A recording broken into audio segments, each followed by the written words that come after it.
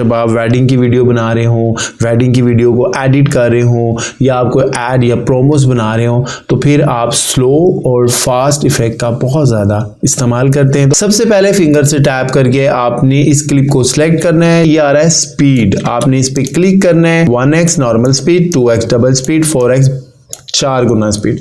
अच्छा, उसके नीचे यहाँ स्लाइडर दिया। आज स्लाइडर के अगर आप इस तरफ जाते हैं, यानी स्लाइडर को इस तरफ जाते हैं तो स्पीड ज्यादा होगी, और अगर स्लाइडर के इस तरफ आते हैं तो स्पीड कम होगी। ऑडियो को आप म्यूट ही रखेंगे। जब आप यहाँ से 2x को क्लिक करते हैं तो आप स्लाइडर पे देख सकते हैं कि यहाँ पे ऑटोमेटिकली 2 आ गया। ओके, जब आप 4x पे क्लिक करते हैं तो आप यहाँ देख सकते हैं कि स्लाइडर पे ऑटोमेटिकली 4 आ गया। अलबत्ता आप इससे भी ज्यादा स्पीड ले सकते हैं, ऑप्शन यहाँ मौजूद है, लेकिन हम लेते नहीं, जरूरत नहीं होती, हम नॉर्मल स्पीड पे आते हैं। और अगर आप ये देखें स्लाइडर से इस तरफ इसको ड्रैग करेंगे तो भी स्पीड कम होगी।